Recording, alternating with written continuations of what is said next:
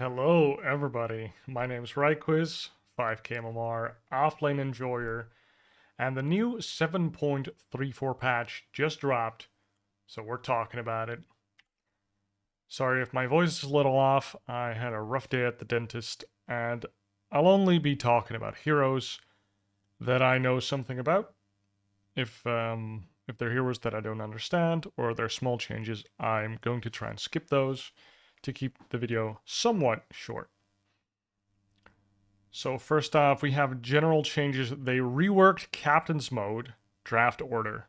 So for years now, as long as I can remember, it was the way it was, right?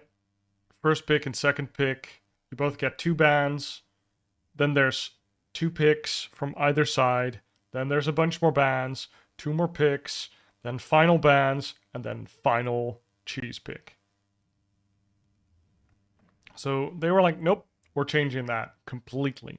So if this is how it is going to be for the foreseeable future, and obviously most exciting or most excitingly TI, they elected to put a lot to front load it with a lot of bans basically. So you start with a bunch of bans, which is 7 bans, and they get 2 picks. So the second pick actually gets an extra ban as well. And then you get more bans, and then you get a bunch of picks.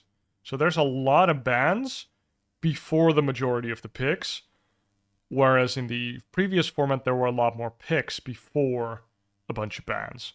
So I guess that means having a bigger hero pool is good. It will be less Celery playing Undying every game because it didn't get banned because it was like wasn't the best hero, wasn't Brute Mother, wasn't Medusa, wasn't Morphling. So you still get your Undying every game, which honestly just it made for really stale tournament metas. So I think this is cool. A little bit surprised about the imbalance in the bans, etc. So I'm just curious to see how it works out. I think it's cool. Time per ban decreased. Wow. Okay, so you have to come prepared basically. Then we have alternative cast. So they changed the UI for anything that had like a secondary use. So for example, you have Doom Devour, where if you auto toggled it, basically, it would or would not take over the creep, his passive and actives. Same for Sven's Stormhammer. You could, if you had Aghanims, you could toggle it, and then it would teleport or not, depending if you toggled it or not. It would teleport you towards the hero that you just Stormhammered. Same with Monkey King. They do Boundless Strike, and when they have Shard, they can toggle it on or off to jump to the other side of the Boundless Strike. Which, now that you can use the control key, you don't have to like Alt Q to like change the toggle before using it. Now you can just use it whilst holding control. That's pretty cool. I imagine you can also change that. So it's a nice quality of life. They introduced slow resistance, which is interesting. It used to be part of status resist.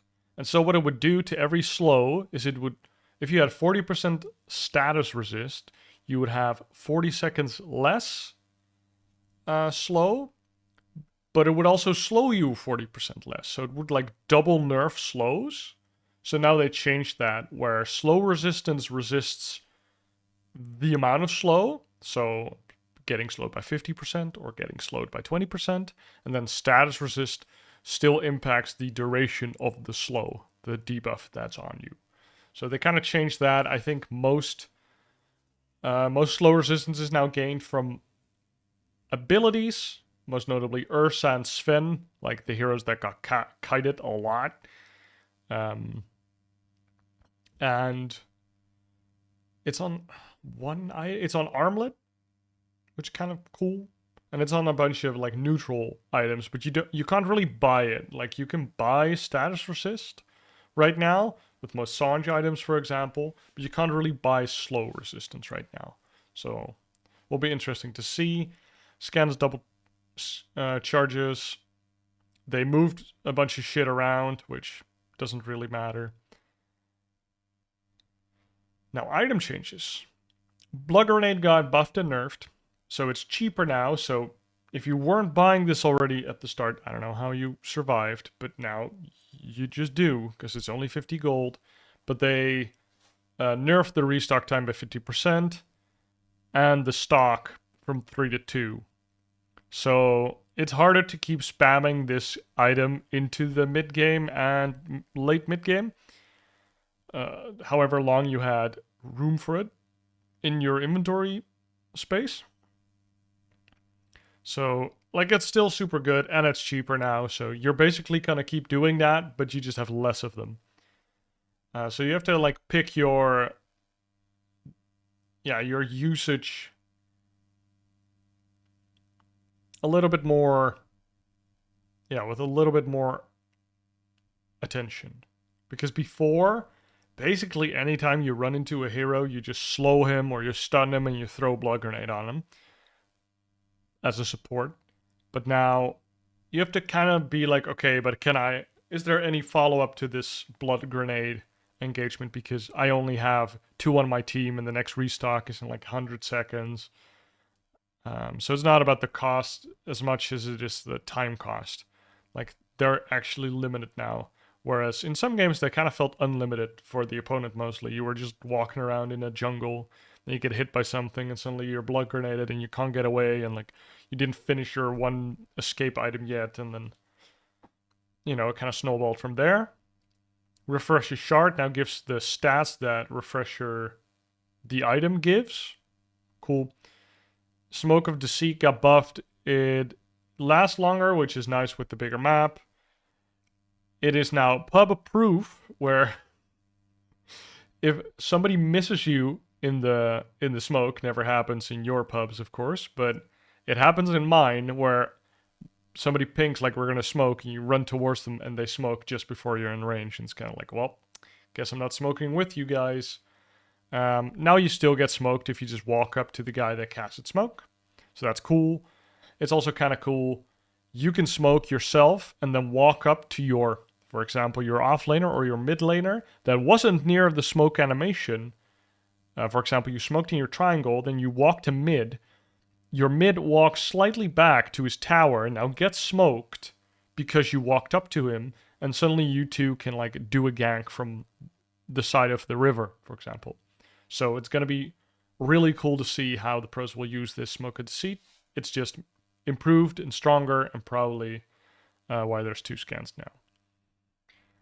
Tango's whatever. Arcane Blink, I think Arcane Blink is still super dumb.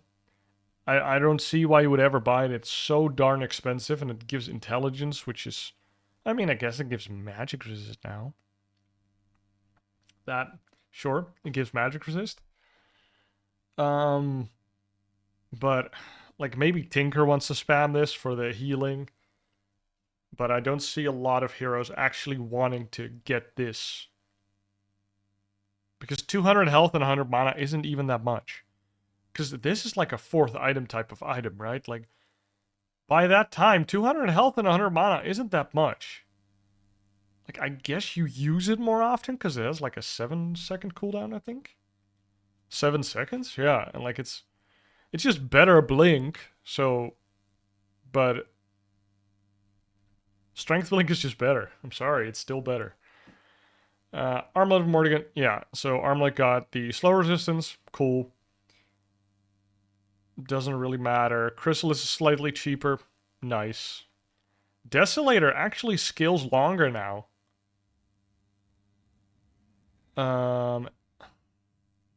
Yeah, so it used to be a 20 bonus, and now it's a 30 bonus.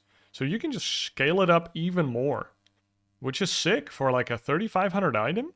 This thing can get you a lot of damage. Like, it's pretty sick. I'm not sure why it got buffed, but it's sick. Diffusal Blade, slight nerf. Dispersor's kind of cool. This is probably if you cast it on yourself and dispel a bunch of your allies or your illusions or something, it's kind of cool. Hand of Midas, 2 charges. So this is actually a slight nerf because the restore time is 100, and I think it used to be 90. But now it doesn't matter as much when you die. Because usually when you were dead and your Hand of Midas was a, a massive Midas, it was passive, it was not being used, you were literally losing gold. But now it's just charging the second charge. So dying with a Midas is a non-issue basically, as long as you keep it off of hitting two charges, which will only really happen if you buy back later in the game when you should be probably selling the Midas anyways. So I would say it's a nerf for the pros, but a buff for your pubs. And then Harpoon, now mana cost. Short. Halberd gets dispelled by BKB. That's crazy. Halberd is so good because it didn't get dispelled by BKB. Like, it felt really good putting it on a TA. And then she would BKB and still not do anything. Same for Huskar. Like, same for Medusa, kind of. So, but it is still not dispelled by Manta, etc. So I guess it's just a buff to BKB, more so. But yeah, it does kind of slightly hurt Heaven's Halberd viability. Helmdom 2 gives you a level increase on the creep. That's kind of cool. Like, it's kind of like a Chen. This is nice. Lycan was already really strong, and now he's just slightly stronger. I think most Zoo arrows were pretty viable right now, so interested to see. I don't know if it really makes a big difference with any of the creeps getting an extra level, if that's super sick or something. If there's like a particular timing you can hit with that. I don't know. The pros will figure it out, I'm sure. I don't know. Lincoln Sphere can't be stacked anymore, so we've seen that a lot in pro games where you get like this Luna that just walks up to a tower with 3 Lincoln Spheres on her, and you just can't target, stun her, or anything because there's just 3 Lincoln Spheres on her. And if you do anything, she just activates her Satanic and walks away. So that was kind of lame, so they fixed that. It now just refreshes the 1 Lincoln Sphere charge. Maelstrom and Mjolnir and all the derivatives do more damage to illusions. This is a theme. Everything AoE from items does more damage to illusions. And I think that's a good thing, because illusions are really good. I've believed this since PL in 2012 or something, where you could literally never show on the map and just send your Mantas onto a wave and it would spawn more illusions that would last way too long. And you could just push wave after wave after wave with the same illusion clump. Like, illusions are an issue in Dota, and I think this is a good step towards making them less oppressive and annoying. Monkey King bar, doesn't matter. Nullifier gets the Halberd treatment, where now it does get removed or ignored by BKB. So it used to be that you would cast Nullifier on somebody, and then they would BKB, and it would still nullify them, which is really annoying. Ursa particularly hated it. That's the one that comes to mind. Basically, any hero that relies on buffing itself. Bloodseeker also really hated it. Necro, obviously. Overwhelming Blink, so it got nerfed. It's still pretty good, but it got nerfed especially for heroes that aren't strength heroes. And it got nerfed for Tinker specifically, because now the burst is a lot lower if you rearm and jump on people, because the initial damage is lower. Radiance, more damage to illusions. Mwah. Revenant's Brooch got changed again. Honestly, I think this might be an okay pickup for Viper. Position 1 Viper, maybe. And just do a bunch of magic damage. Be a magic damage carry.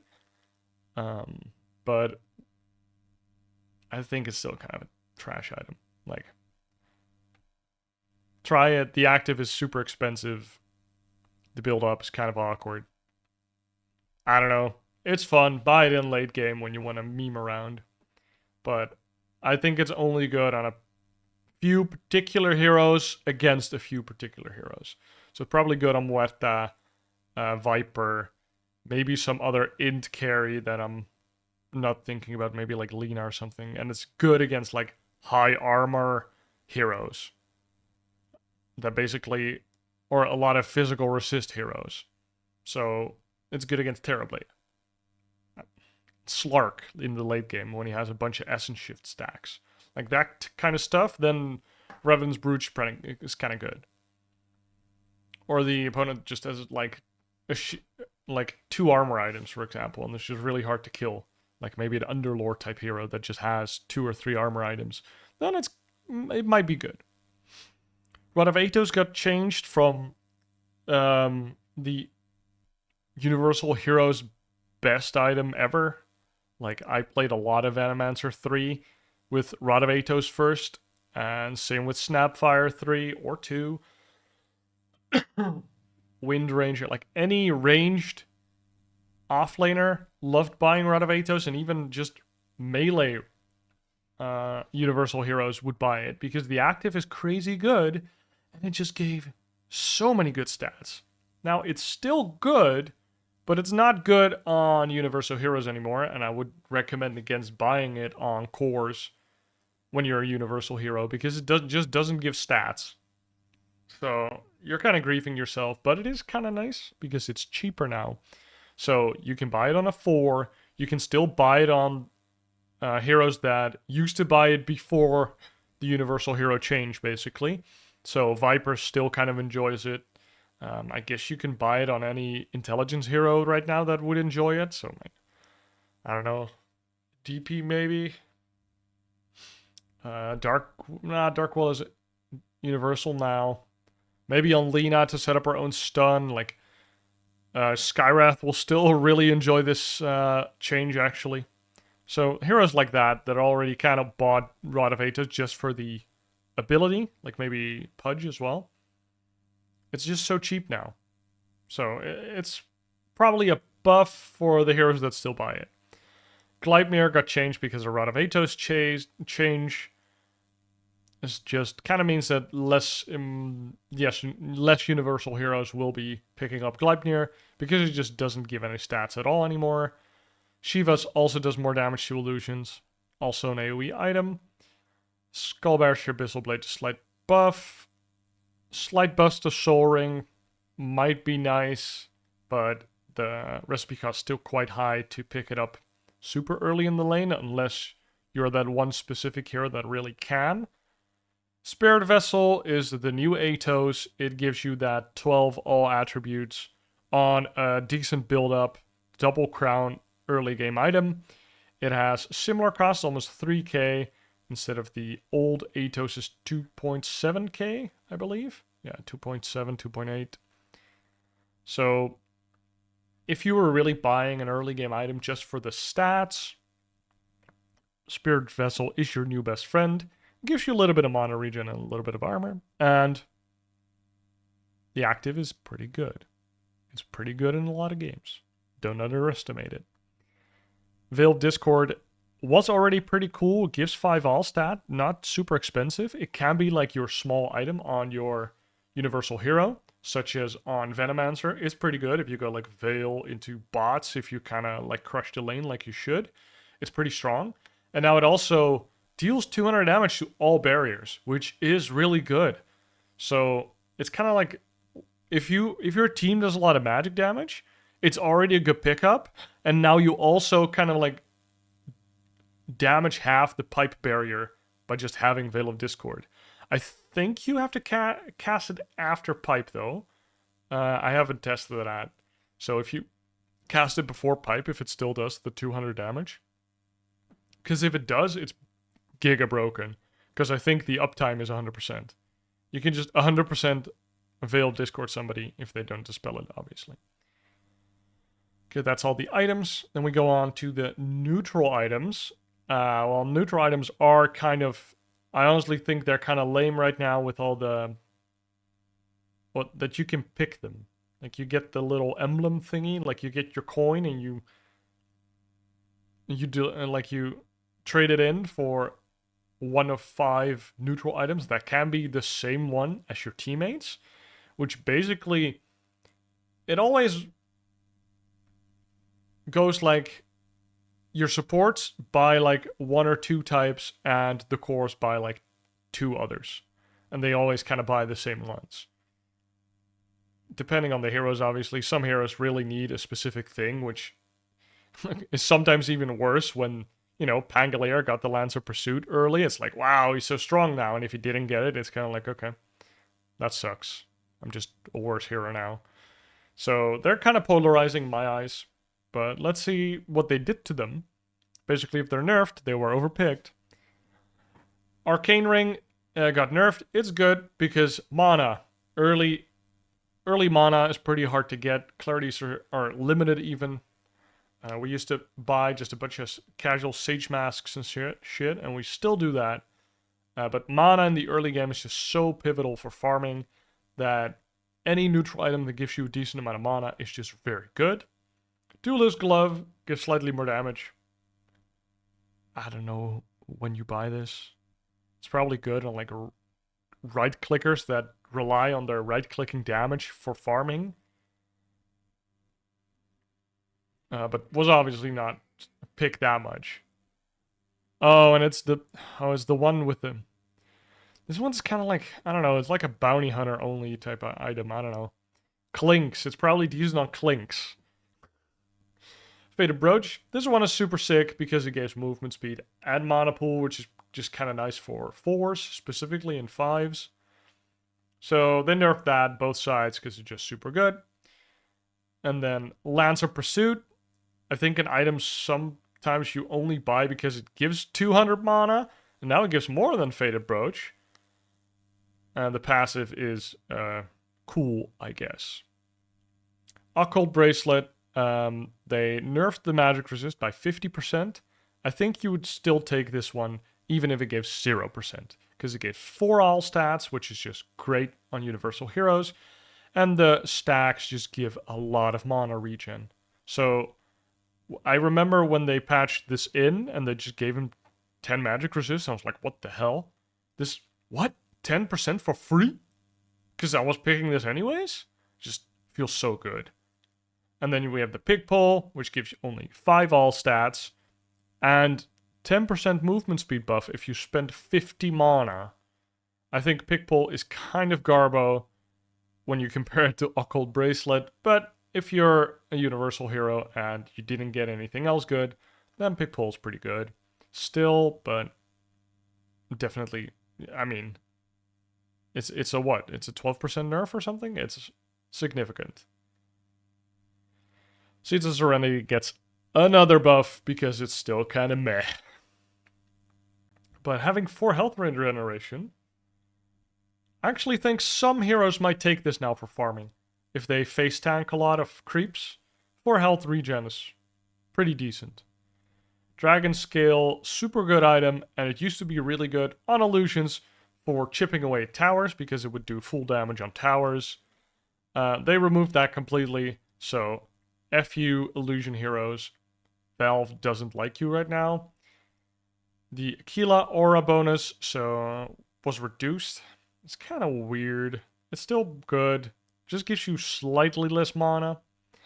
All attributes increased from 5 to 7, so I'm guessing we didn't pick a lot of Specialist Array. I don't know who picks it, but 7 all attributes and 12 damage, that sounds pretty decent. It's probably goodish now on like Wind Ranger or Snap or basically any ranged Universal hero that wants to right click early as well. And then we have Strength Magic Resist decrease, same as Cold Bracelet. Also magic resistance decreased, so I guess that will be happening across the board. The Ceremonial Robe got nerfed, probably rightfully so, because like the heroes that really enjoy this item just keep it even during tier 4 sometimes. If they kind of get a meh tier 4 item, they just kept Ceremonial Robe. And obviously lowering the enemy's status resist and magic resist by 10 is really good. If you're just a random support that kind of stays alive in the back line, like if you're a Pugna or something, it's really nice to just give that extra debuff to the opponents. As long as you're alive, like you're providing a valuable aura. Enchanted Quiver, slight buff, doesn't matter. Ogre Seal flop mana cost buffed, actually. I mean, I guess it's still a good item. It's a good item.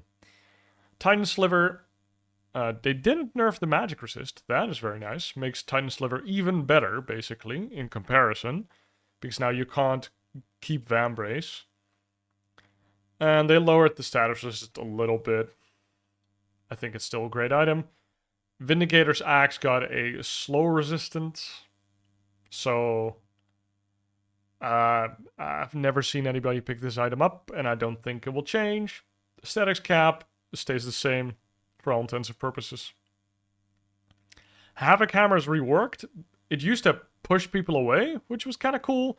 Now it's like a mini vacuum where it pulls people in. So I think Earthshaker will really like this item, because you jump in, Havoc Hammer, and then you Banana Slamma Jamma the opponent's team. Martyr's Plate, I think this one is cool. Gives now a 5 health regen bonus, which is good for Necrophos. We'll get to that. And now it only redirects magical damage, which is kind of nice, because I felt like the redirect everything, it was so easy to just redirect 2 Phantom Assassin crits to yourself and just kind of die. And so this is slightly... I think this is a nicer pickup for some heroes. Like, if I'm Viper, I'm like, I already have a lot of magic resist. I'll tank it, no problem. Or any hero that has a BKB right now, you just BKB and Martyr's Plate. And you barely take any damage, but you do take it away from your team. So this is a really cool offlane item now. If the offlaner has like Pipe, or a BKB, or just naturally high magic resist, or some other way to dodge the damage or mitigate it. Ninja Gear, I mean, I would call these slight nerfs. The Smoke of Deceit on a 45% cooldown on yourself is just really good.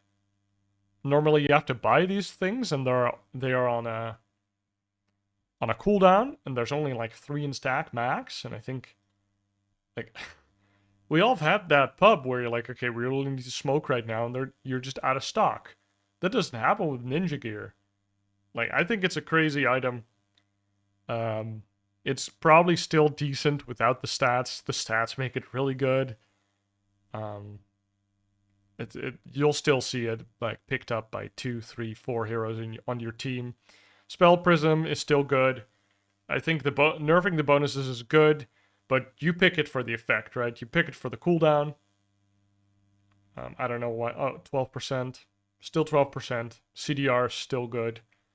Trickster Cloak, also one of those items that you just always pick because it's amazing. So they nerfed the evasion and the magic resist a bit, but it's still great. I think you'll still see everybody pick it up. Book of Shadows helps you save the guy that needs saving. Book of the Dead, slight nerf, but again, you get this one for the greater demonic summoning. And then Fallen Sky, small buff. That's kind of cool. But these are tier 5 items. I don't know. Like, tier 5 items are just crazy. Then we go into hero changes, which, as you can see my scroll bar, there are a lot of changes. This is the power creep patch, I would say. Like, we're going to see a lot of heroes that just get extra stuff because they can't keep up. So, Abaddon, slight changes, we're not going to go over those. Same for Alchemist. Now, Ancient Apparition, it's kind of interesting that they changed him, where the Ice Vortex has a vision radius buff, which is cool, because I've been seeing them quite a bit in my pubs at least, because he just got his shard for free. Which basically, like, he can farm with it, he can harass with it, he can push waves with it. And now, Ice Vortex is usually maxed, is what I'm trying to say. And so now it also gives a little bit more vision, which is cool. So Ancient Apparition might actually be a decent support again. Especially with this axe also being pretty nice. But that's about it. It just gives more vision now. Then we have Anti-Mage, which has a cool shard now. Like, I think his shard before was kind of decent, where he gave a bunch of magic resist to his team, which I didn't think was super good because he would always jump on the backline, so his team didn't benefit that much from it. And then they changed it to where I don't even know, he like lowered the spell damage from the people he was near, so that was decent at least. Like if you were on top of a Skyreth mage that was nuking one of your teammates, he would do less damage. And now, I mean, this is basically a position 3 anti-mage buff, right? You will get Counterspell Ally, which is like the undying grab ally, but Counterspell Ally, where you just give Counterspell to the other guy, to one of your allies, which is cool. I don't know if it works on... Is it... Oh, it only affects allied heroes. So I imagine that's also illusions, but that's not like creeps, etc. And the second thing that Shard does is it will spawn an anti-mage illusion next to the guy that just casted a spell or item, I assume, on you. So, for example, somebody tries to hex your opponent or your ally. You put Counterspell Ally on your ally, and then they hex themselves, and there's an anti-mage illusion hitting them. So that's kind of cool. I think that's really cool. You can, as anti-mage, actually help your team a little bit. So if you're anti-mage 1, you can counterspell your offlaner just before or just after he goes in to kind of protect him or her. Or if you're anti-mage 3, you can help a support that's running away, or you can help a mid that's having a fight, or whatever. Like, there's a lot of play here, and I think that's cool. So your Arc Warden, nope, fuck that hero. Axe, this is a slight nerf, because his agility gain gives him armor. He likes having a lot of armor. Got nerfed by 0.3, so that's basically a nerf. And then the damage on his counter helix was increased, so it's slightly better in lane, and it's also a lot better for early farming. So you give some, you get some on Axe. I play a lot of Axe. I think that we might see Axe players pick up the Ring of Protection again, because I haven't seen that a lot. This counter helix we are going to notice in our farming speed, and Axe is already pretty good at early game like flash farming, because he's one of those heroes that can just drag a creep wave into a creep camp and farm it, although on this map layout it's kind of meh. Like the creep camps are kind of far away and they aren't very good, but you can still do it. And then he can also farm ancients and really get that super early blink blade mail and then just kind of snowball the game like that. So I think in that sense, the early counter helix damage is gonna matter. So that's just nice. It's a nice to have, especially the early levels. As you can see, it's really nice. Might even allow you to put an extra level in your W, for example, your battle hunger. Usually you leave it at 1, maybe 2 if the lane is going good. But now you can maybe leave your counter helix at 2, for example, and get an earlier level in your taunt ability, your call, because you'll also be hitting your blink slightly earlier. So, and that's usually the big thing with Axe. If you have a super fast blink, your call is usually like level 1 or level 2 if you're maxing out your counter helix. So they make it a little bit easier for Axe to just get only 2, maybe 3 levels of counter helix, and then get that extra level in taunt to actually be effective with that super early blink. Then we have Bane, which Brain Sap got buffed. He gets attack speed on sleeping units, which is kind of funny. Maybe he'll buy Diffusal and sleep Dusa. It's probably just a support that does slightly more damage, but you never know. Maybe we'll see it mid, or... yeah, that's it, I guess. Bad Rider nerf.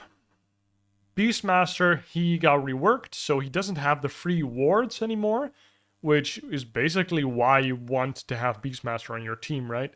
Because he's a good aura carrier, he has a BKB piercing stun, he can ghost push waves with his boars, and also he had this hawk that he would just set up on the map, and they would just sit on key points on the map, usually an intersection of sorts, and they would just constantly scout out your movements.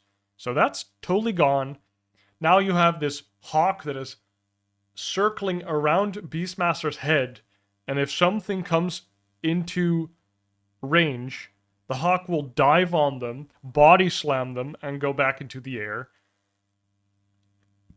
And then I think, yeah, it attacks every 4 seconds, but it gets faster with attack speed, which basically scales with Beastmaster's ultimate and later Assault Cuirass. So that's quite nice. I don't know if you can put Solar Crest on the hawk. You probably can because you can target it. So he also really hates Enchantress now because Little Friends is really annoying. And it roots for 1 second. So the hawk is really cool. You're more of a battle boy with Beastmaster now. So Aghanims plus Call of the Wild Hawk, you're just running at people. That's pretty cool. So I think Beastmaster players will enjoy this. It's less good for the pros, but it's way more good for the Beastmaster pup players. And no more like infinite free vision. Bloodseeker got some slight nerfs. He is pretty good, so it'd be like that sometime. Bounty Hunter got Friendly Shadow, which is basically the same as his old shard. So this is his new shard, but now it's a separate ability, just like Counterspell Ally. And now you can make your ally invis and yourself, and then you can go together to gank, which is like super cool. Like, I love that. My bounty hunter walks up to me all invis. I like walk into the trees. He makes me invis and we go on the guy in the other lane or something. Like, that's super cool. So I like that. It really plays to the playstyle of bounty hunter, which is getting kills. Then Brewmaster got buffed. I don't know a lot about Brewmaster, but if you play Brewmaster, you got buffed and you're happy. He's a really fun hero, so you can try him yourself. Bristleback got his Aghanims changed. So Bristleback used to be this hero where you would just get a Vanguard, probably, and then you would get an Aghanim Scepter, and then you would have your fingers on Q and W, and you would alternate clicking those for the rest of the game to just have your Fiscus Nasal Goo AoE plus Quill Spray AoE go off continuously off cooldown because they're super cheap in mana. They just have a Soul Ring or some shit. And then you just spam those so your Warpath stacks are always maxed, and you would just run at people and just, if you couldn't go in, you would just kind of run back and forth and put Fiscus Nasal Goo in everybody and put Quill Spray stacks in everybody. So they couldn't really go into you either. And you were a menace. You were like a crazy tank just running around. You're like really bulldozing the enemies, which I thought was thematically really cool. Now they changed it where they reworked his Aghanim Scepter, where his Bristleback, which used to be his passive, now becomes an ability. And it's kind of like the old Mars Bulwark, where he locks himself into a position where Mars used to look forward. Bristleback turns his back, and then he basically does a countdown, which is 0.5 seconds, which is not that long, so that is pretty good, I presume. And then he ejects 6 sequential Quill Sprays. So basically, he turns around, and then for 2 seconds, he'll just be shooting Quill Sprays regardless. You can still cast your spells when he's doing that, so you can do an extra Quill Spray, you can Fiscus Nasal Goo, you can Hairball, whatever. But you aren't really setting yourself up. You kind of need your team, I guess, but I don't know. 0.5 is pretty good. Maybe you go like Atos. Maybe it's good with Abyssal, probably. You just Abyssal somebody, you turn around, and you... it's kind of like a shotgun. You just shotgun somebody with 6 Quill Sprays. And Hairball got buffed, I think, a little bit to give more quill spray, or no? Nope. It only gives one quill spray, and it used to, I don't know what it used to, but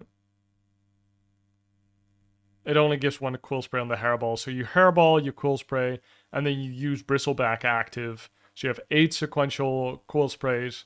I don't know if that does a lot of damage or not. So maybe you got 9.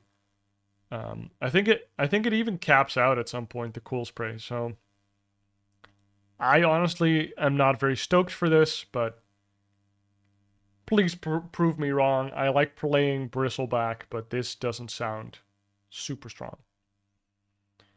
Broodmother, nerf.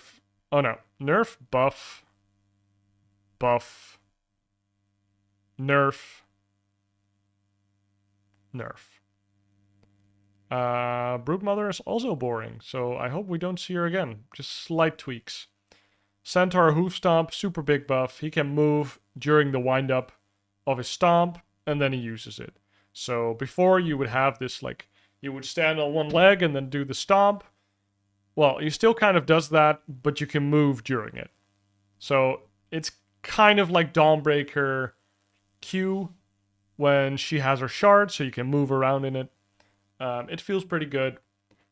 It is sick, and that's why they nerfed the radius slightly.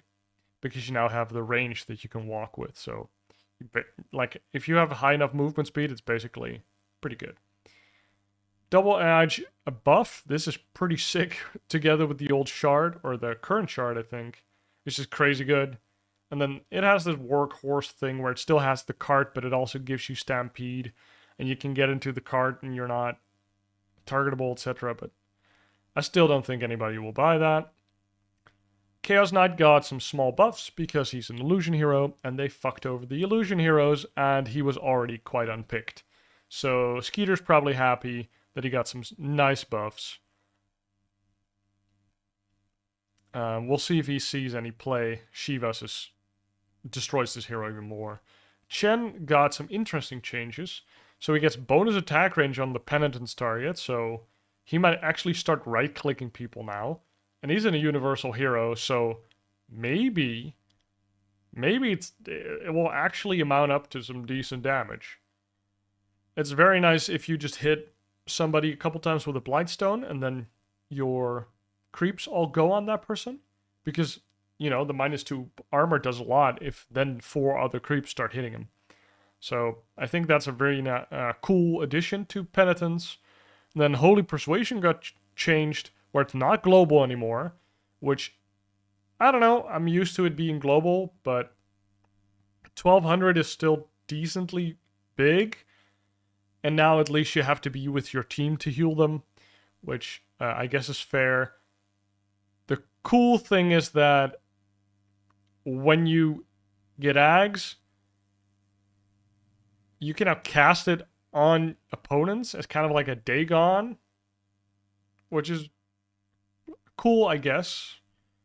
Like, how much is that? I don't know. But is Martyrdom not the thing that will use a creep and then Sudoku it onto the opponents? Wow, I'm actually a little confused. Okay, let's just say it's cool. It's kind of like a Baneling, I guess. Whatever. Clinks. Aghanim Scepter might be okay now. It's probably still not super good, but it's okay. Because if you watched my theory crafting Clinks offlane, which, I mean, it's a long video, and the TLDR is, it's not super good, but if you're good with Clinks, it's probably fun. I still want to try it, but, or try and make it good. When I tried it on the ladder, it wasn't that good. But now, they kind of fixed everything I was complaining about, where when you use Burning Army, it's still way too long of a casting time, but maybe it's just so good that they spawn faster now, which is nice. They spawn closer to each other, nice. And, well, they made the cast range shorter, but I don't think that's a big issue. So it's less of a scouting ult, I thought that the older iteration was only good at scouting like trees and stuff, and wasn't really good at like sieging a tower, for example, or bursting one hero down. It was more of a make the fight more chaotic, because I have a lot of archers in a lot of places, but I couldn't really like if you would put it down and try to focus Undying's Tombstone, half the skeleton army archers could not even hit because they would spawn too far away, which is kind of weird. So now I think Burning Army is kind of okay now, so it's just better. Like it still does the same thing, but the skeletons spawn faster and more compact, so I think it's kind of nice for just more skeletons. So it's really good at pushing that tier 3, where, you know, the opponents are pushing, you're split pushing as a Clinks, you walk up to that tier 3 tower, you put down your Burning Army, you tar bomb the tier 3, and you run out. And then somebody has to come back, because there's literally like 8 Burning Army archers hitting the tower right now, and it will die. So it's a pretty cool rat item, which I know all Dota players love, which is maybe why it is 80% cooldown or 80-second cooldown. And they did nerf Skeleton Walk a little bit, but it's still the same at level 18. They nerfed some small things, but I think Clinks is still fine. And his axe is kind of okay now. Projectile vision range decreased on Clockwork. That's actually quite significant with the overclocking because she used to shoot a lot of rocket flares. Still good, but just less good. Crystal Maiden gets the Crystal Clone ability where basically she puts a snowman and then she steps away. It's kind of like the Sniper Shard or Sproink from Enchantress, where he's like, she goes backwards for like 275 units. It is cool. You can use it to go up and down cliffs. So it's forced movement, kind of like a Force Staff backwards. So you can use it to cliff yourself and then Freezing Field, for example. So it can be kind of cool sometimes to get you out of a tough position. And then Freezing Field, Aghanim Scepter now basically eats the old shard, so she can now move around. And she has a new shard. So pretty cool. You don't need Ags plus shard to be like up and running with your Freezing Field anymore. Dark Seer, I don't even know what this means. Sorry. Dark Willow though. Bedlam can now be casted on an ally. Also creeps. This one is super cool. I think this is going to be sick. Like Dark Willow 4 just puts Bedlam on like your axe when he has that super fast blink. And then like you just destroy people. Or you put it on a Dawnbreaker that's about to ulti to the other side of the map. It's just super cool on any hero that is close to other people. It's probably kind of decent on Razor as well because he just wants to kite around it but be close. Or like you put it on Lone Druid's Bear or any hero that kind of goes in, it's good on. Like I can see it being decent on like Storm Spirit because he just goes on you. And like he does small jumps, but still on top of you. He just does a ton of extra damage with Bedlam. So Dark Willow just doesn't even have to be close to the hero anymore. As long as they just have Bedlam on them, and then they jump in. And Dark Willow can just stay hidden or even do some other shit. Dawnbreaker, my girl. I've spammed this hero a lot in the past, and then I stopped playing her because they ruined Starbreaker. And basically, she was slightly overtuned. Especially her W was really good, which wasn't touched. So she's, I think, now a better hero. The cast point was improved on Starbreaker. That's nice to have. But the big thing is Solar Guardian. Because it now stuns through debuff immunity. So basically, it's a BKB piercing stun now. Which it should have been already. And I don't know why it wasn't. Maybe it was too good on supports. Because supports is pretty good. Now you basically stun people in BKB, so it's good versus Black Hole Enigma. I guess it was already good against Chrono, But basically anybody that is BKB'd and channeling something now doesn't like it when you Solar Guardian them. So it's also better against Legion Commander. It was already pretty good against Legion Commander, but now it's better. Better against the Axe BKB. You know, like, it's just better, and it's good. It's good. And then also level 10 talents. Celestial Hammer Slow, as I said in my Dawnbreaker guide, is garbage. And Starbreaker swipe smash damage increase, I don't think they learned from last time. I think it used to be 25, and it was good. And then they nerfed it to 18, and it was still good. And now it's back to 20 again. It's really good. Like, it gives more than a Starbreaker charge level. So Starbreaker, every level you get 15 damage on your swipes, but you get 20 from the talent. So, and because you level your W first, there's literally this moment where you can choose between Starbreaker level 3 or 4 or your level 10 talent. And you take the talent first. Because the extra stun on Starbreaker just isn't it, fam. It's all about that damage early. So, like, Dawnbreaker, the one base armor is nice, and the rest of her kit just slight buffs. I hope to play her in this patch, actually. She's cool. And this is just some Notice Me Senpai buffs. Which is strange, because most of them are kind of power creepy, in my opinion. Dazzle got reworked kind of again. I stopped caring. So Death Prophet got a buff on her movement speed and on her exorcism, so her, I think, Aghanim's might actually be decent now, because her Ags makes you, like, throw extra spirits at people when you hit them with Crypt Swarm, for example. But they just do so little damage that it feels like a waste of cash. So maybe this makes it a little better. And then Crypt Swarm slowing is kind of cool. It's kind of like the Kunkka level 10 Tidebringer ability. Disruptor Thunderstrike now applies on everybody that is trapped inside kinetic field. That's kind of cool because you get rewarded for hitting people inside kinetic field. So if you have a Thunderstrike, and if it hits somebody in the kinetic field, everybody else is hit as well. I think that's how it works. I don't think it applies Thunderstrike on everybody inside kinetic field. So this is just a reward for hitting people or trapping people in kinetic field, kind of incentivizing you to take it a little earlier instead of Glimpse and Thunderstrike.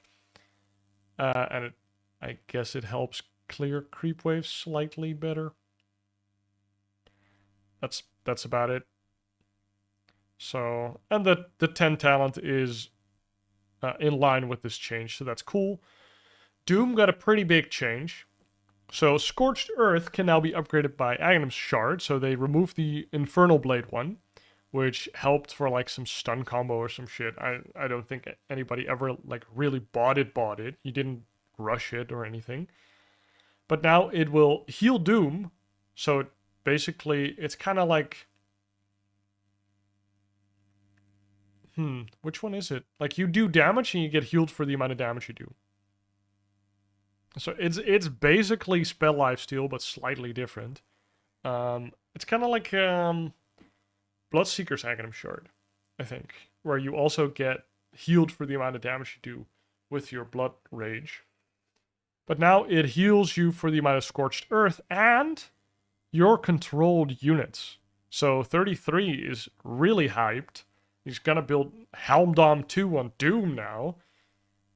Because Doom is slowly but surely becoming a zoo hero. If you devour, like, the Neth creep that makes all the undead skeletons, like... suddenly you have a zoo. So, that's pretty cool. Infernal Blade, slight stun boost, so it's harder to, like, chase people with Doom, I suppose. But the big thing is Doom.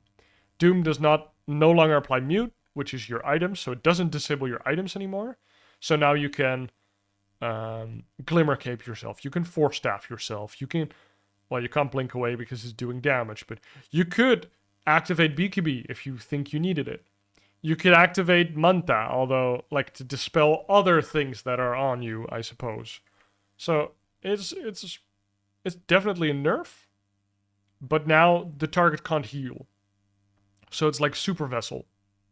So if you put this on a Timbersaw or a Necro or Leshrac or any type of hero like that, or there's like an Oracle in the game, like the Doom target just can't be saved by healing anymore. You need like either an escape that gets them away, like an IO Relocate, or you need a Shadow Demon, just take him off the map for a couple seconds to make sure that they survive and don't take more damage. So the damage was increased on later levels to kind of make up for the fact that I don't know, it just sounds... It's more of a kill ability now, more than a disable, I guess. And then the cooldown, holy shit, was also buffed. But the cooldown reduction talent was removed, thank God. And then they changed his 25 talents, check this out. You have to choose between Doom applies break or it applies mute. So you can go back to the old Doom at level 25, or you can make it a break, which is also pretty sick. 1 second, my cat wants to leave.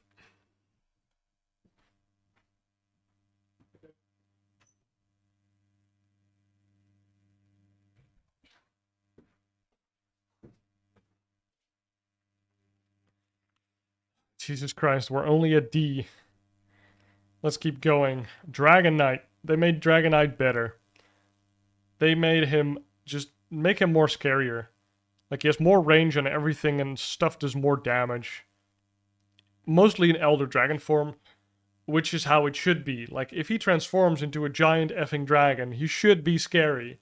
Which honestly he kind of wasn't. Especially I played him in the offlane, he just feels like a wimp. It's just not that fun to play. Drow Ranger, the Glacier is now Giga buffed. You don't lose your marksmanship when you're on it, and you can walk off on any side, so it kind of like makes a barrier. Kind of like Earthshaker, where you can't walk through his walls or his fissure, but he can walk over it. So Drow kind of does the same. Earth Spirit, sick. Rolling Boulder now makes you completely untargetable and invulnerable. Same as Storm Spirit, Ember Spirit, and Void Spirit. He's finally a spirit hero, baby. This also means he can go through Black Hole and stuff like that. Basically, he can go through Ice Path from Jakiro. We haven't seen a lot of Earth Spirit. I really welcome these changes and these buffs. Because even though I don't play him personally, I think he's really cool and just super underplayed compared to the other spirits. Earthshaker, the Havoc's Hammer Enjoyer, gets a bonus range on Enchant Totem, better laning. He's getting geared up for TI. And Aftershock, bigger radius, so just making sure if you didn't hit your Havoc's Hammer, you're still hitting them. So this is just basically Earthshaker was already being picked. Now he's going to get picked even more. He's TI ready. We're going to get like the $6 million Echo Slams. Elder Titan, blah, blah, blah. Ember Spirit, his Flame Guard got buffed with slightly bigger radius. So that is nice, especially against, I guess, illusion heroes, etc. Or when he's chasing somebody. But his Fire Remnant just got made sluggish, with the cast point being doubled in time. So it takes 0.2 seconds to start a Fire Remnant, and it takes 2 seconds to go towards your Fire Remnant. I don't play a lot of Ember Spirits, so I won't feel this, but I think seasoned Ember Spirit players are probably going to hate it. It's probably going to feel really bad to play. I don't like this change.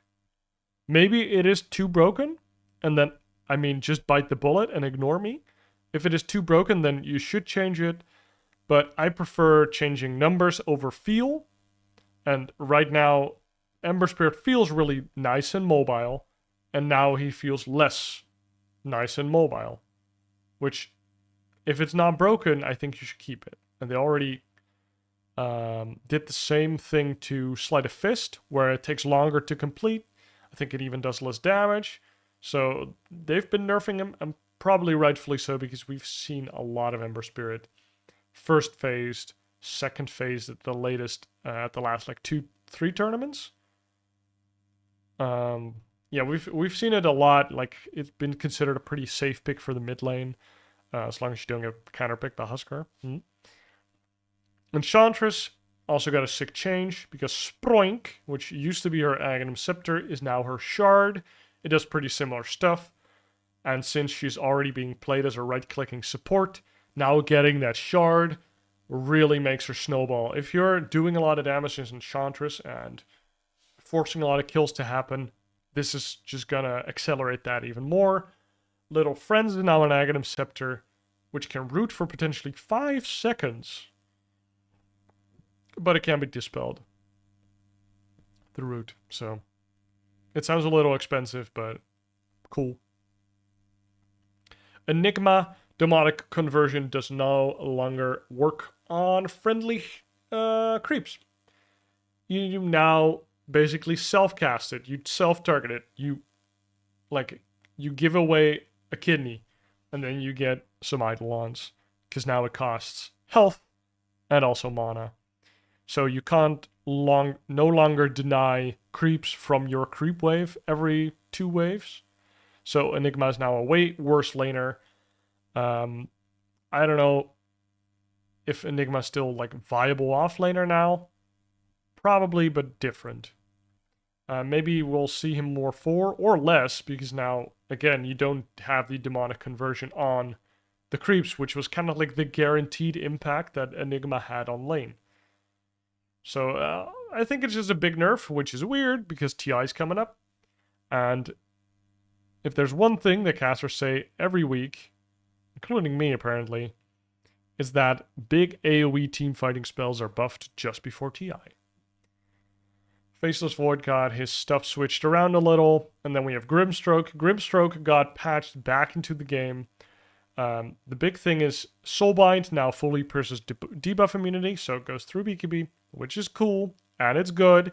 And now since you can target BKB units, so before this wasn't the case, even when it used to pierce BKB before, now you can cast it on a guy that has BKB, and then it will bind him to somebody that maybe is not BKB'd, and then you'll cast a stun on the BKB guy, and the other guy will get stunned. Whereas before, you couldn't even target somebody that was BKB'd. So that's pretty big. Soulbind's really good right now. And Inkswell can be, splodinated prematurely. Kind of like the Coddle, when he charges his laser, you can release it at any second. It's kind of the same with Inkswell, where you can make it explode at any moment that you choose, which makes it so much easier to coordinate with random teammates in pubs. So I think this is a super good change. Gyrocopter just got some buffs. Flak Cannon especially, bigger radius, more night vision, which cannot be understated, is super good. And now his side gunner also shoots more when you have Flak Cannon. It's nice. We already saw him a little bit during Riyadh, I think. So, he used to be a sick carry in the past, but he was power crept, and now they're trying to get him back up there. Hoodwink, I have no clue. Just small things. Huskar got a buff, which is kind of weird because Huskar is that cheese pick, but lowering the target's attack speed for 140 seconds is pretty good. If your opponent has a Medusa or some other just turret type hero that just wants to attack a lot, usually ranged shooty heroes, then minus 140 attack speed is sick. It pierces debuff immunity as well. Holy shit. I don't know if you can debuff it or not, or if you can dispel it. It is dispellable. Okay. So it's something you probably have to use your Manta on right away, or your BKB on right away. Because 140 movements are attack speed for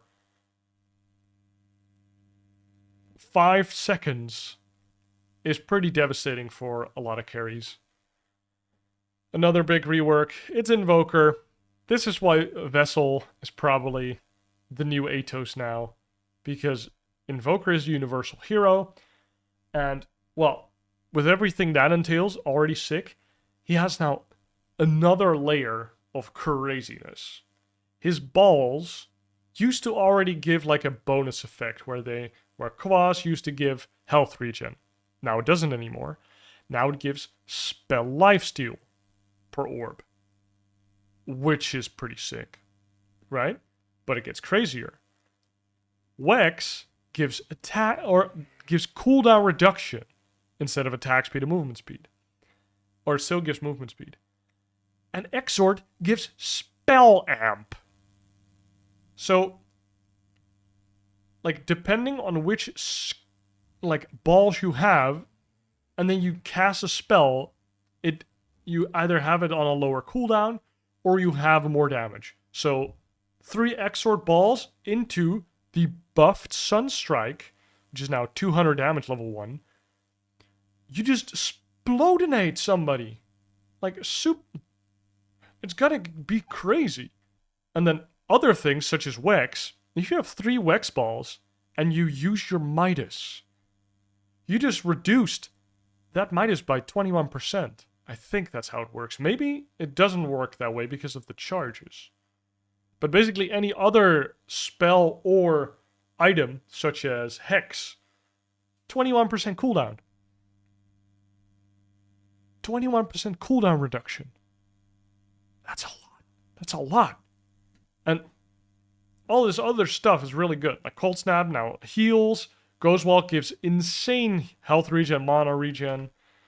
Tornado got buffed, which you'll probably have it on a low cooldown, so it's pretty good. Like, everything just got buffed. Like, Invoker is super sick, and if the pros have enough time to practice with him and really learn all the new tricks, I think he's going to be a mainstay at TI, and I don't think that's a bad thing. I think Invoker's cool.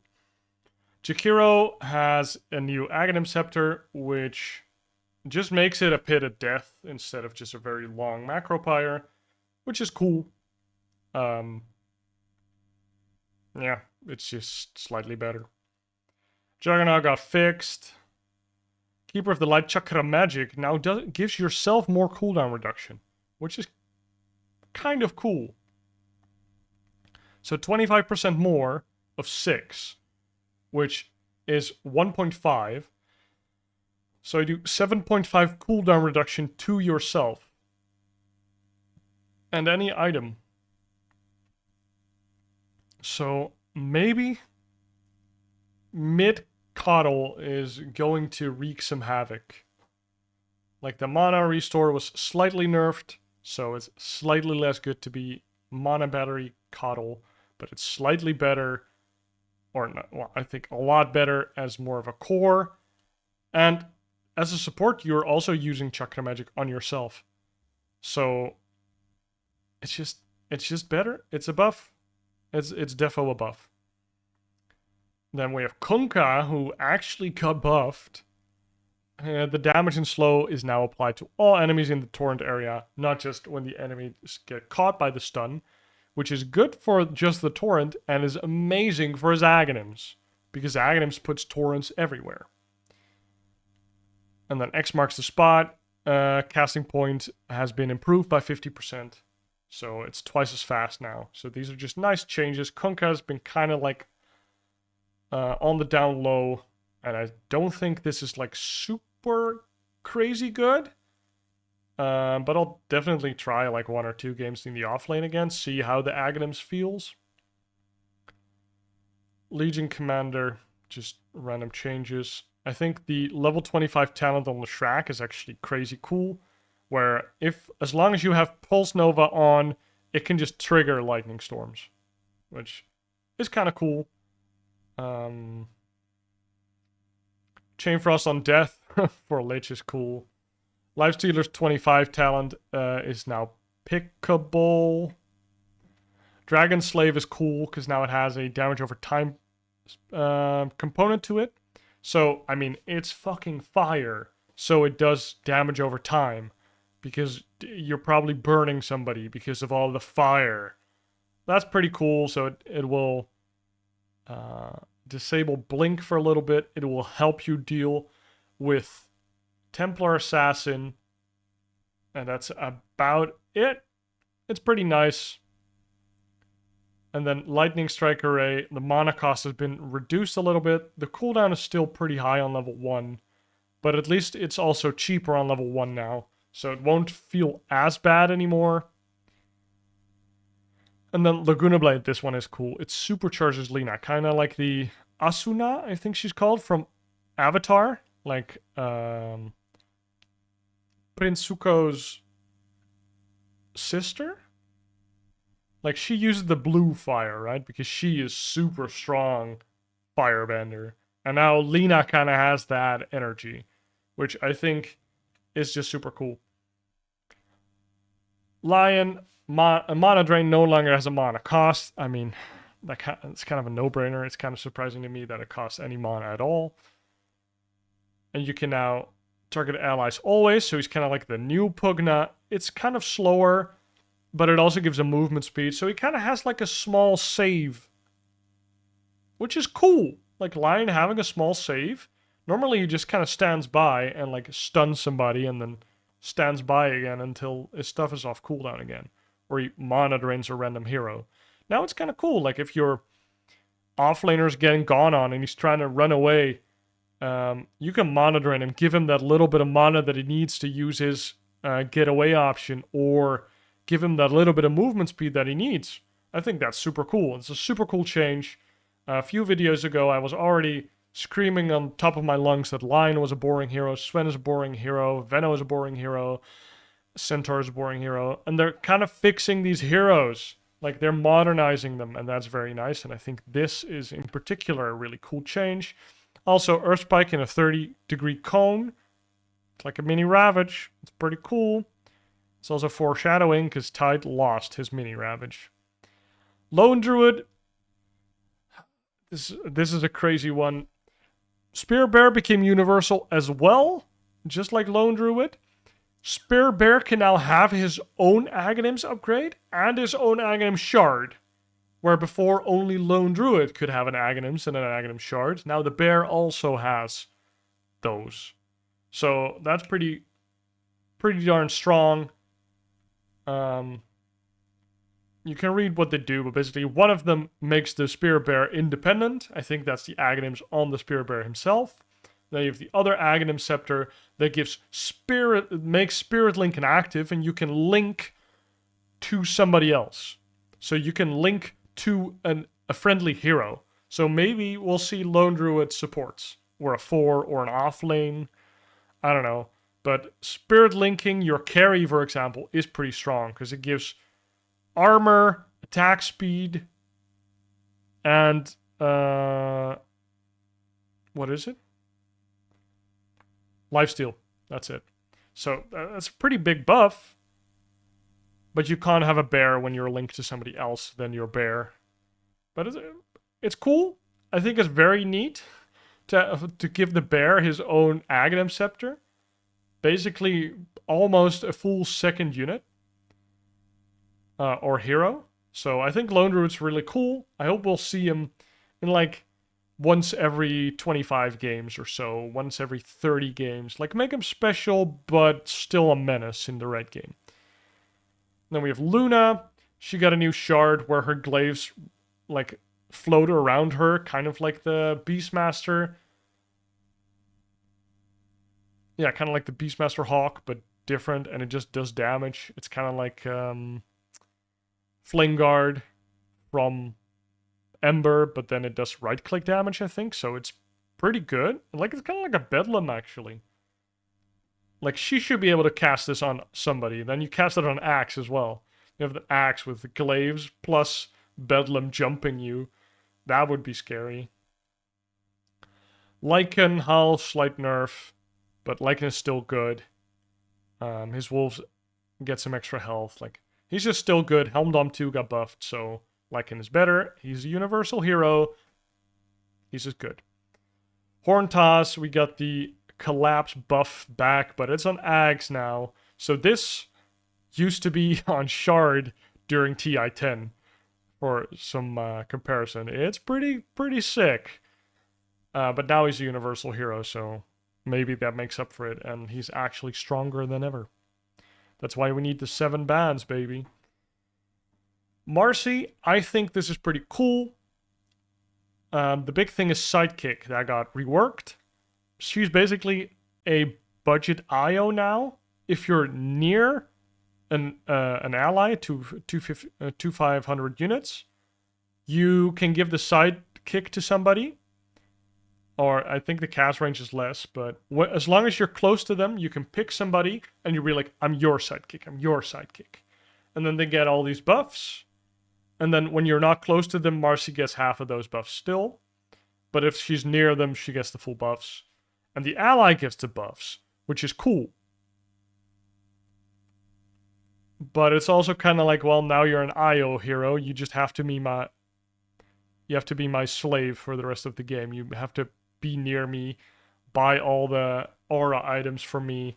Like, she's also a universal hero, so Marcy with a solar crest, maybe a Vlots, or maybe an Atos to catch somebody, or another buff item, like drums, for example, and just running around with the other hero that can kill. It's kind of weird, but I can see some heroes really enjoying this buff. It's just a different playstyle for her. We'll see if it's actually any good, but she's definitely like underpicked right now. So we'll see. Definitely less carry Marcy now, I think. But we'll see. This is not necessarily bad for carry Marcy or core Marcy. Mars got buffed, so Amar, if he gets picked up by a team, would be kind of rough if he didn't. Mars is fearsome. This one is pretty cool because you bounce people away. It's kind of like Havoc's hammer, but the whole time. And so, obviously, is really good with his ult. I guess you can, like, box people into weird places, and so they can't get out. It's cool. The Medusa, whatever. Meepo got nerfed. I think I saw on Twitter that or X, I don't know. It's Twitter. Elon Musk has to pay me before I'll call it X. But on Twitter, I already saw that Meepo's win rate was dunked by like 7% or something. So he's nerfed. That's pretty nice for your pubs. Sacred Arrow got a small nerf. I don't like that too much. Leap got rescaled, which, I don't know. I'm kind of happy when my 4 is not a Morana nowadays, so. But she's a universal hero, so she's still good. Boundless Strike from Monkey King now applies Primal Spring after Aghanim Shard, so that's kind of nice. It was already kind of cool, but now it's just better. And better Wukong's Command cooldown. This is cool. So they gave Morphling his old Aghanims back? I don't know, like in 2012 or something? It was called Replicate?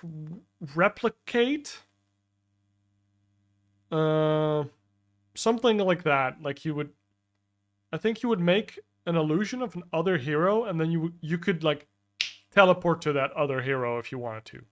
And that's basically what it has now, but now you can toggle between them. So you basically have 2 abilities. You can still cast Morph normally to become the enemy, but you can also make a copy of the enemy. So I guess you could become PL, or you can make a copy of PL and then become PL. I don't know if they... No, it's alternative cast. Okay, so you can't do both unless you have a refresher shard. I guess that would work. That would be cool. If you make a copy of PL, and then you refresher, and then you morph into the PL, and then you have 2 PLs versus 1 PL. So then Phantom Lancer can't do shit. And there would be a lot of lag and a lot of illusions, but I think that's cool. Huerta, the cool thing is the calling. If enemy hero dies inside the calling, a new Revenant joins the rotation, and the duration is refreshed. That's just cool. That's like so in line with what the lore is basically, or the flavor. So I really like that. Naga Siren loses 1 base armor. Fuck Naga. Nature Prophet random. Well, this is a nerf, and this is kind of a buff. I guess you can't jump out of it anymore, so you can't blink out of it anymore. but it's kind of whatever. I stopped playing Nature's Prophet when they changed the shard to this weird Call of Nature thing. I don't even know. Necrophos, big winner of the patch, big power creep. I think I know for sure that I'm putting him in the new patch Who Dis list because I want to play the shit. Get out of here, Snapfire. Because this hero is sicko mode. And we'll talk about that. When you get Ags, the new Ags, health decay is increased by 60% of your current health regeneration. So, like, if you get, like, a heart, I think, it's basically a radiance. So, you can have a radiance on Necro without buying a radiance, and this is health removal. So it's not magic damage, it's better. It's better than radiance. And you can just kind of... It also gives stats, which is pretty nice. It's better than a radiance for Necrophos in my eyes, because Necrophos just doesn't really right-click that much. And then also, because it scales with health regen, and his ultimate, the Scythe, gives you health regen stacks for killing people with Scythe. Like, the scaling on this is super sick. You have a couple of neutral items that I mentioned that also just give random health regen. Like, there's probably some buffs that people can put on you to give you health regen. So I think this one's pretty good, and Sange is a really good item on Necrophos right now. So, like, and this comes on top of that, right? Like, I think this is so cool. This is such a sick Aghanim Scepter. This makes you like, oh, I'm scaling as a Necro. It just feels cool. I think it's a cool hero. Then we have Night Stalker, which now does damage on Crippling Fear, which it did not used to do. So you basically get kind of like a budget radiance on your Crippling Fear, which is sick. The Crippling Fear is like the big black aura that he casts. And then Dark Ascension now refreshes cooldowns on non-ultimate abilities. So basically, you can cast your spells, Dark Ascension to go on somebody, and cast it again. So it doesn't refresh abilities. That would be kind of broken. So just straight up buffs for Night Stalker. It's a sick hero. I don't really play it personally, but it's good. His shard is still... Oh my god.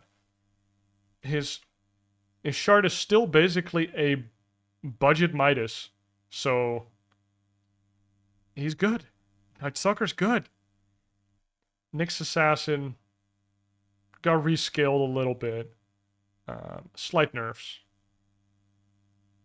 Unrefined Fire Blast just got rescaled to match the theme of just wanting to have a lot of strength.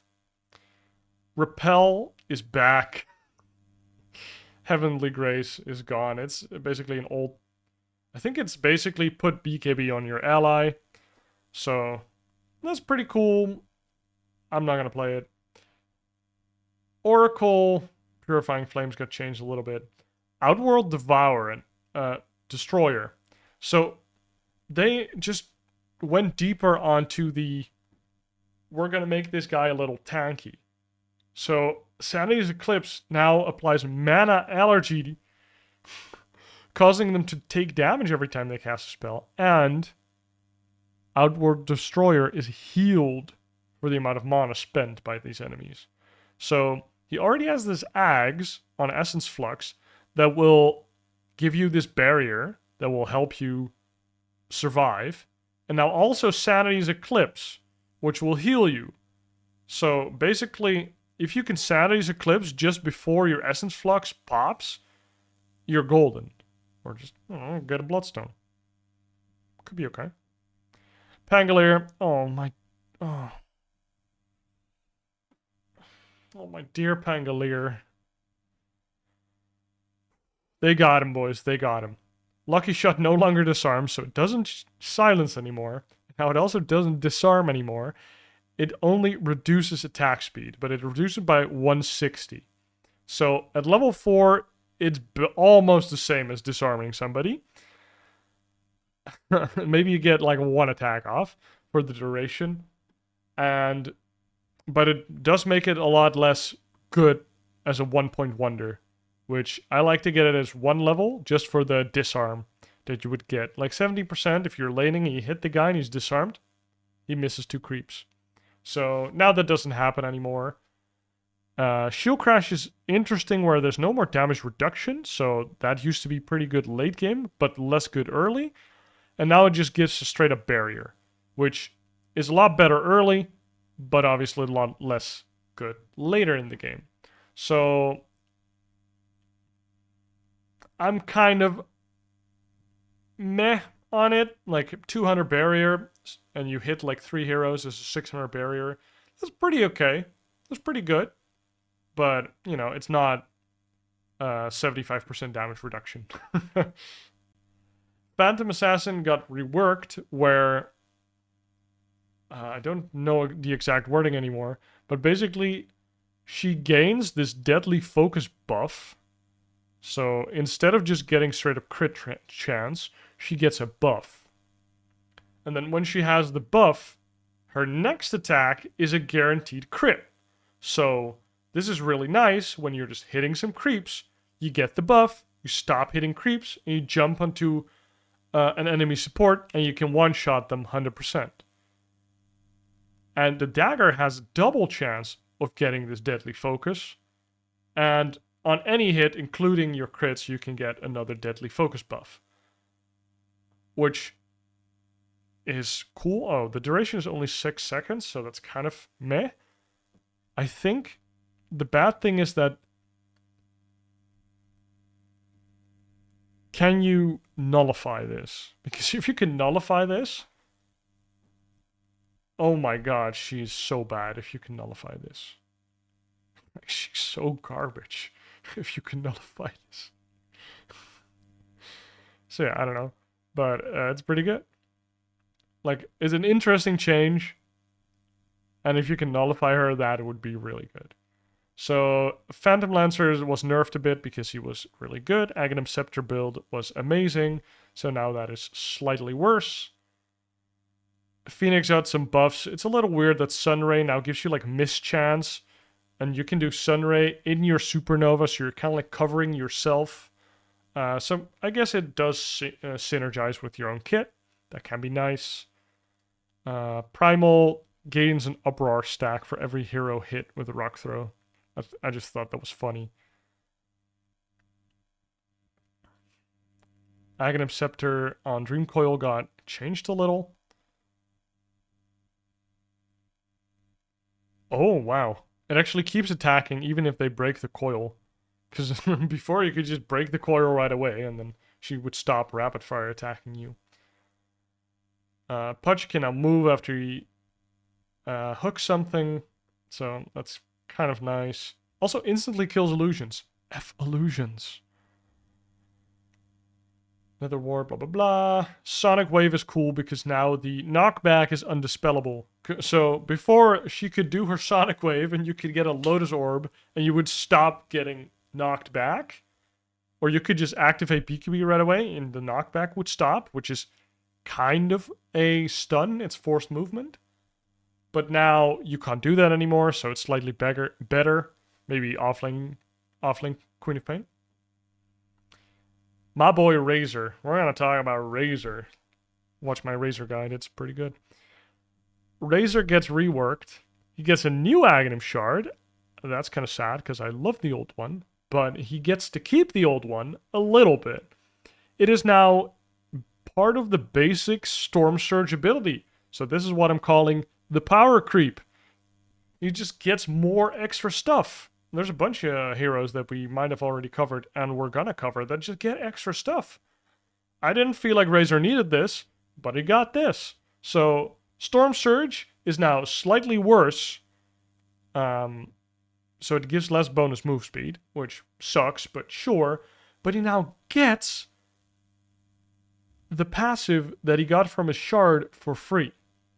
it's worse because it scales with levels, so it doesn't do like the 150 damage right away, which I think it used to do in the past. And it now has a 3-second cooldown, which is kind of garbage. So it's nice that you don't have to buy the shard anymore to farm on this hero, but it's kind of sucky that it has a 3-second cooldown and there's no talent to fix that, basically. That sucks, but the 20 talent that you already picked before is now better. Oh no, it's not. Holy shit. Never mind. They ruined it. Oh my god. Okay, we used to pick the 21 Storm Surge move speed because it was crazy good. Because you could go Greaves and then still have 550 move speed. Which is like... Greaves is a sick item if you are not sacrificing anything for it. It was basically a free slot for Razor. Because it didn't really need... Like, it didn't need phase boots. It didn't need boots of speed. It just got Greaves. So off-lane Razor was super fun. Now they removed that. That sucks, bro. Oh my god. Oh, that's so sucky-vucky. It used to feel so good to hit level 20 as Razor and be super fast. Now it gives you 25% Storm Surge damage. So that's...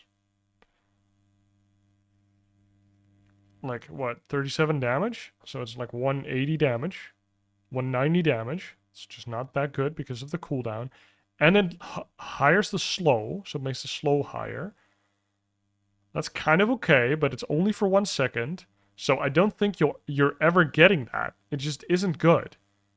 And then the Eye of the Storm Strike interval is good, but Ags just isn't as popular right now. So maybe we'd have to go back to like going for Ags, Refresher, Sanj Kaya builds. Man. Oh my god. I was like, I'm gonna really enjoy playing Razor, but this kind of... This makes it stupid. Now you need to get like a Manta or some movement speed item, otherwise he'll feel so bad. Okay, and for the Aghanim Shard, he now gets a leash, basically. Like, his static link, he used to have to follow around.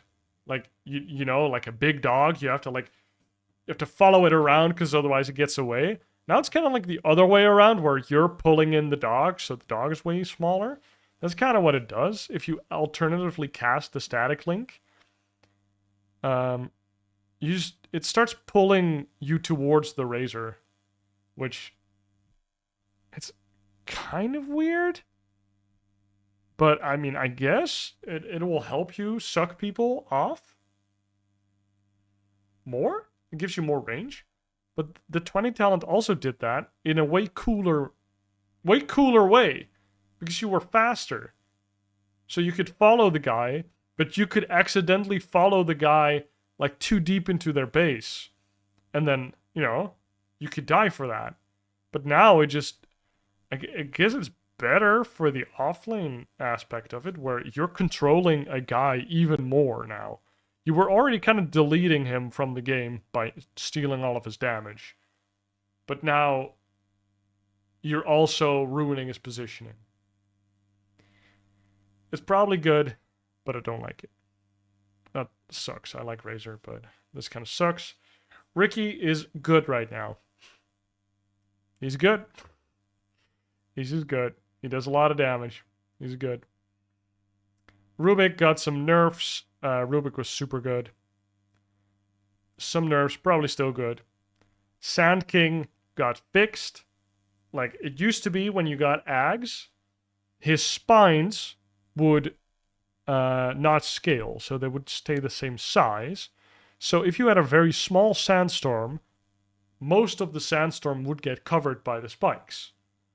But if you made the sandstorm bigger, you would just cover less area with the spikes. So getting a big sandstorm was kind of like making your Aghanim Scepter worse. So you were ruining your own investment. So getting the level the level 15 talent of Sandstorm Radius, you couldn't get that because you would lower the DPS or the likelihood that your Aghanim Scepter spikes would hit somebody. It was really dumb. And I talked about it in my Bloodstone tier list if you want to know more, but basically now it will work and be good with Bloodstone instead of shitty. And Shadow Fiend got 25 range, which I don't know why. It seemed like a pretty good hero already. Wrecking with Souls buff. I mean, Arcane Blink is garbage now, so they can do that. Shadow Shaman, I think the cool thing is the Hex. It amplifies the damage. So Hex, Aether Shock will do quite some damage. And it's noob proof, because if you Hex somebody and then you shackle them, you can just say it was for the damage. Silencer got a really cool Aghanim Shark now, where all targets hit by the glaive bounce get silenced. So that's pretty cool. So playing Silencer support with Shard is kind of cool now. Skywrath Mage, Atos Buyer Supreme. Aghanim Scepter now adds 2 bolts because the 1 bolt from the talent has been replaced for a spell lifesteal talent, which can be kind of okay, because if he has a shard, then he has a lot of armor, so then he's pretty tanky.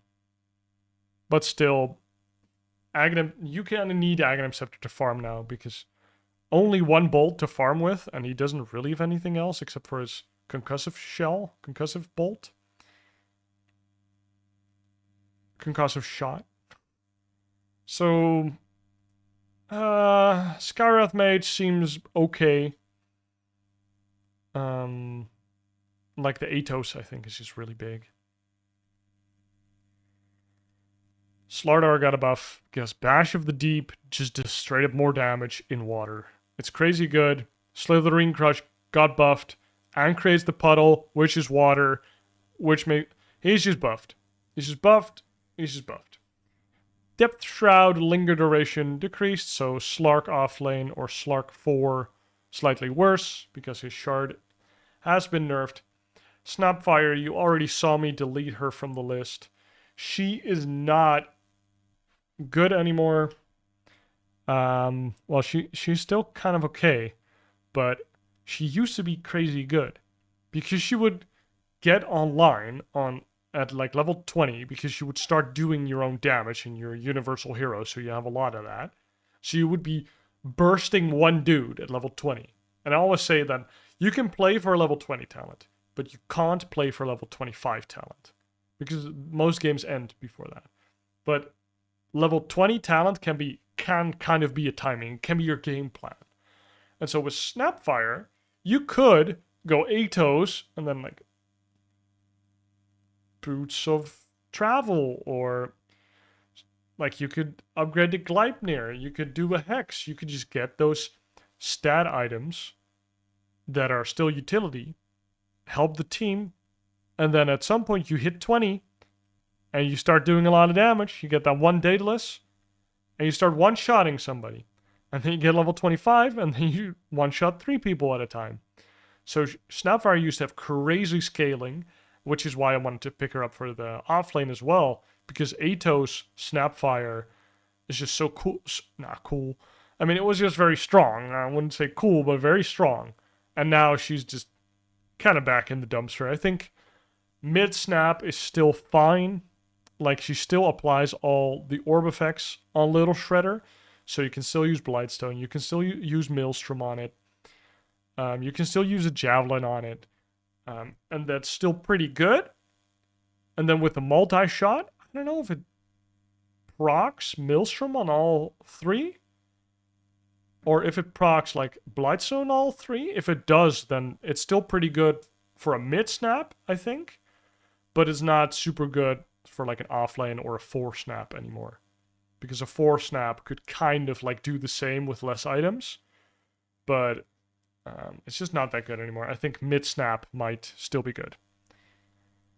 Or 5-snap, obviously. Axe is still cool. Sniper, they changed Assassinate so that if he kills somebody, you refresh the spell. Oh, it's when he kills whenever. So it doesn't have to be with assassinate. Just sniper gets a kill, assassinate comes off cooldown.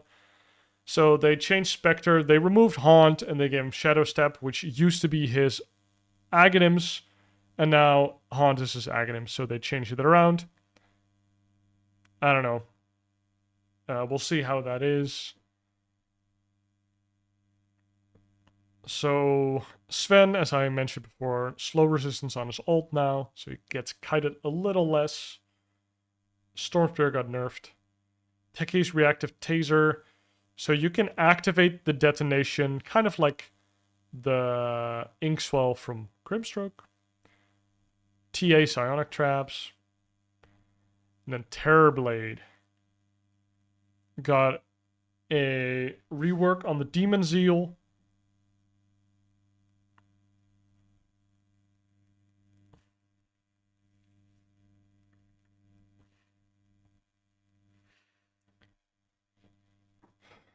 Okay.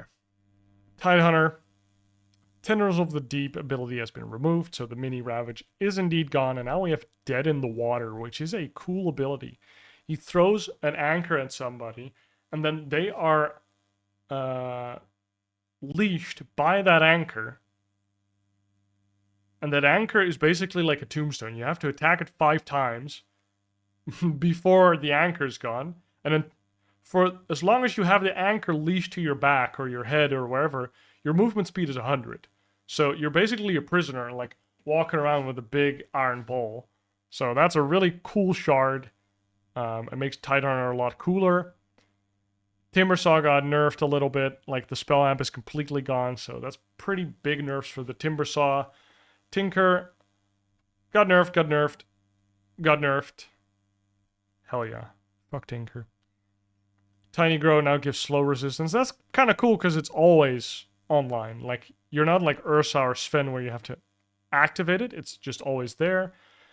Tree Protector, Nature's Grasp, which is like the vines that he throws, are now considered trees, which is super cool, so he can cross tree lines without you knowing. Troll Warlord got slightly reworked, where his Forever is now cool, because as long as he's hitting, like random axes will start flying towards things in the vicinity. So that's cool. And also he will automatically switch towards the mode from which he used an ability. So if you use Whirling Axes ranged, you automatically switch to range mode. If you use Whirling Axes melee, you become the melee version of Troll Warlord. It's cool. Rampage ability is now gone. It was kind of garbage anyways. Tag Team now passively grants attack speed, slow aura. That's cool. I hope that my Force will start picking up Tusk again so that I can play 3 Clinks with them, because I think if you have Tag Team plus Clinks, you can destroy everybody. Underlord got some small nerfs, but you can now target Aghanim Shard Firestorm on your allies, so that Axe that already has the Bedlam now also gets the Firestorm. I think that's just cool, being able to cast that shit on your allies, kind of like Disruptor used to be able to cast his Q on his allies. That stuff's just kind of cool. Undying nerfs, yes! Ugh, I hate laning against Undying, it's just so stupid. Ursa got some buffs, slow resist on Overpower, so not on his ult, but he got it on his W. Still kind of gets wrecked by Nullify, but sure. Vengeful Spirit just got straight up buffs, because she hasn't been seeing a lot of play, so her base attack speed is up. Wave of Terror now steals damage from the opponent. Oh no, it reduces it. It doesn't steal it, it only reduces the damage. So that's kind of cool. That's kind of good. It's kind of like Dragon Knight's Q, which like lowers damage by like 40% or some crazy shit. Now you reduce the damage by 30%, which is pretty good, because Vengeful Spirit is a backliner. So you can hit like 2 or 3 heroes with this and just reduce their total attack damage by 30%. That's pretty cool. I think that's good. It also reduces armor still, so it's just a nice debuff from the backline. Venno, crazy good hero right now. And they only nerfed his level 10 talent, which was a really good talent. Still is a pretty good talent. Like, you always pick it if the opponents are relying on health regen, be it a Necro, be it a Huskar, be it a Morphling, you're still going to pick it. It's just less efficient. And then crazy hero is Viper. Viper's crazy right now because Viper Strike was already pretty good because of the range buff. It's now better because it lasts longer. It slows more initially. It does slightly less damage, but it lasts longer, so it like works out. And then also the projectile's faster. So basically, you're just Viper striking people already. Like, I've been playing this guy middle, right? Like, I'm not quite immortal yet, so I still have roll queues. And so sometimes I queue for everything and I get middle. I'm an offlane player, so I'm kind of like, shit, what do I play? Right now I'm just spamming Viper. I destroy everybody in lane and I'm not a mid player. And then I just walk into a lane, I see a guy, I Viper strike him first, and then I start queuing him, like using my orb effect. And it's just easy kills all around. It's such a crazy hero. And it gets better. At level 25, his Nether Toxin cooldown -11 got destroyed. That's kind of sad because it was really cool to put down 3 Nether Toxin at a time. You could just control a lot of space. But now, he can become a universal hero. Like, he's normally an agi hero, and then he becomes a universal hero. So he has the stat gain of a non-universal hero, and he becomes a universal hero at level 25. Like, it's really good. Like, you already kind of want to buy Skadi on Viper because it's funny. Now, it's also kind of good. Like, I personally think that with his level 10 poison attack magic resistance reduction talent, plus a Mjolnir, plus your shard, probably Hurricane Pike, and that super crazy expensive item, Revenant's Brooch, you can, like, destroy people with pure magic damage, whilst lowering their magic resist a lot. But now, you don't have to do it with, like, per se with magic damage. You can also just do it with right-click damage because you have a lot of it. You just get your shard, which lowers armor, and then, like, he just shits out damage when he's 25. Viper is disgusting. He's so good. Like, I think this hero is crazy good in the mid lane now. I don't think we're gonna see him position 1, but I wouldn't be surprised if we do see him. You know what? F it. I'll predict it. He's crazy good. We're gonna see him in the mid lane a lot, played as kind of like a carry mid. And some crazy guy is gonna play him safe lane. Some crazy guy is gonna do it.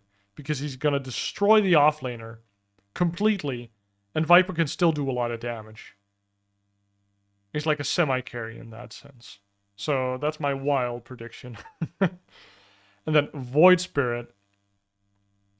I was looking at playing Void Spirit offlane last video, and they just kind of made him better. So I'm very happy. I think Resonant Pulse is crazy. Giving it a lower cooldown is crazy. So I still want to go Echo Saber into disassemble it into fast Aghanims. So you have 2 Resonant Pulses and just make the fight chaotic. So I think Void Spirit is cool. If you play Void Spirit, you're probably pretty happy because Astral Step is better, Resonant Pulse is better, like Dissimulate is faster, which can be better because then you can use it for its crazy damage.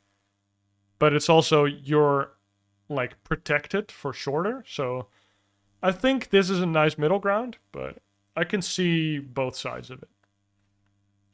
And then Aether Remnant is kind of like a decent radiance. So if you put this on a creep camp, you can farm it while you're not there. It kind of depends if the creeps walk away. If the creeps don't walk away, then I think you can just put the Remnant down and farm camps for free, which is like a free camp every 11 seconds, which is kind of cool. You can also just put it there to kill the weak creeps, at least, for sure. of camps that you don't have time to farm, but you still want to like harass the opponents. So this is kind of cool, but it's Aghanim Shard. So it doesn't come up that much because the Aghanim Shard isn't good, per se, because that's the only thing it does. It makes it basically ignore non-hero units, where before it just grabs the first unit that it sees. So, like, the Aghanim Shard is kind of, well, mandatory if you're playing against, like, Broodmother type heroes where, like, the spiders just keep getting in the way of your Remnant. But otherwise, you don't really get the Shard. You have Warlock, that Fatal Bonds now helps you spawn some imps that are basically banelings and they do some damage. They're pretty cool. And then Upheaval with Aghanim Shard will now summon imps from the level of Fatal Bonds instead of just imps, which it did before. Oh, and the golems can't be slowed. That's pretty cool. New shard for Weaver, so he attacks when he exits invisibility. So that's pretty cool.